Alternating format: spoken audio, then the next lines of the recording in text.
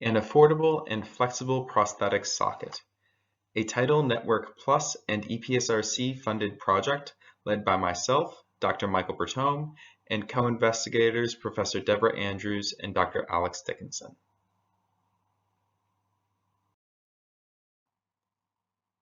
Globally, the number of lower limb amputees is on the rise. Among lower limb amputees, mobility is highly correlated with quality of life, as it enables the prosthetic user to become an active member of their community and to engage in activities such as standing, walking, and carrying objects. This mobility additionally increases employability, helping families and promoting both local and global economic growth. The manufacture and delivery of prosthetics in low and middle income countries often falls to humanitarian organizations or charities with occasional governmental aid. This limits the number of lower limb amputees who can receive a prosthetic.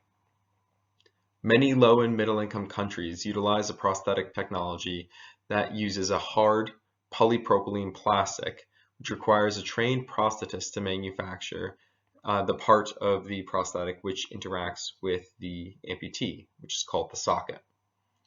Many lower limb amputees go without prosthetics or are stuck with ill-fitting sockets, as small changes in weight can lead to a bad prosthetic fit. Poor fitting sockets can cause medical problems like skin lesions due to friction between the socket and the residual limb. This can lead to decreased mobility and, in extreme situations, prosthetic abandonment.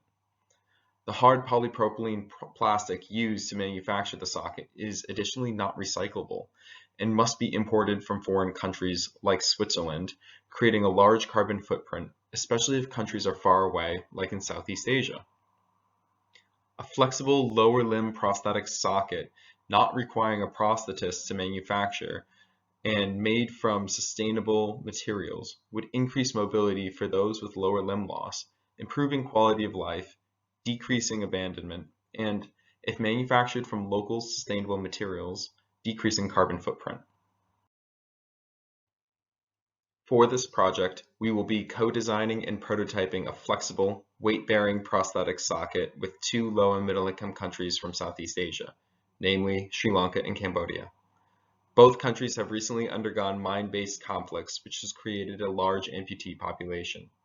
Importantly, both countries have active prosthetic and orthotic centers with which we can collaborate, providing us vital links not only to the local prosthetists, but also the local amputee communities. Such a device as a flexible, load-bearing prosthetic socket will be difficult to design, as there is a trade-off between the strength needed to support the amputee's weight as they walk and the flexibility needed to allow the socket to be altered as the amputee needs. We would like to thank both Title Network Plus and the EPSRC for funding this project, and we look forward to seeing what we can deliver.